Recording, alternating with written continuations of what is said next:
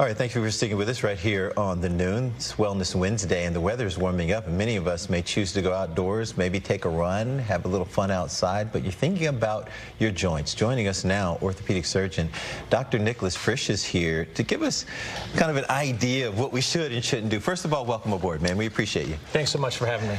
Everyone says, and I was just talking to you about this, and my mom used to say it, the weather's changing, my knee is telling me this, or, well, the weather changed, one of my friends saying the weather changed, my hip feels funny. Does the weather have anything to do with joint pain? We hear this all the time. It's one of the most common things we hear in the clinic. So I think there's clearly some relationship between the weather. It could be more the barometric pressure or the temperature, humidity. But either way, when you have inflammation in the joints, people notice it. Yeah, yeah. So let's talk about this. As people get into spring, because everybody's in the house, maybe on your treadmill if you used it, or maybe you used it for your laundry, like me. But if you're ready to get outside, what do people need to know when it comes to protecting their joints if they're heading outside? I think the biggest thing is realizing that there's a difference between running on a treadmill and running outside. And even running outside, you could be on a track or a trail versus the concrete, and all those things matter. So when you're thinking about that transition, if you did it or you were doing it inside and now you want to go outside, I think it's important to realize that you want to ease into it.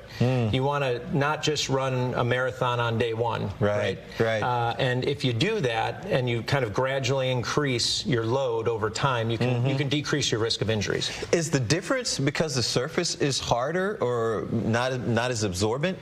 Partly. It's concrete, for example, would be really hard. So you see more impact on your bones and your joints compared to the treadmill. But interestingly enough, it's not that one's better or worse. The treadmill has its own issues. So the treadmill, we can actually see more issues, for example, with your Achilles tendon. Because of the way that the forces are distributed. Really?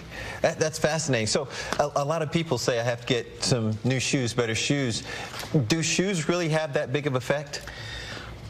I mean, so you got a good pair of running shoes, but there are some shoes that say, you need to have these if you're going to run. Yeah, you need to have those. The answer is no. You don't need to go spend $1,000 on a brand new fancy pair of shoes. But what is important, the most important thing that's really clear, is they need to be comfortable. So we all want to go get some new kicks and look good when we're getting outside, but the most important thing is that they're comfortable. You can wear them through the whole activity without having pain. In terms of the different fancy nuances, probably not that important. Now here's one for a lot of people at home. When do you know when it's just let me take an aspirin and see how it is tomorrow, or let me call Dr. Frisch? That's an important distinction. So if you're done with running and you wake up the next morning and you really can't walk and you're really struggling, you should probably get evaluated. Right.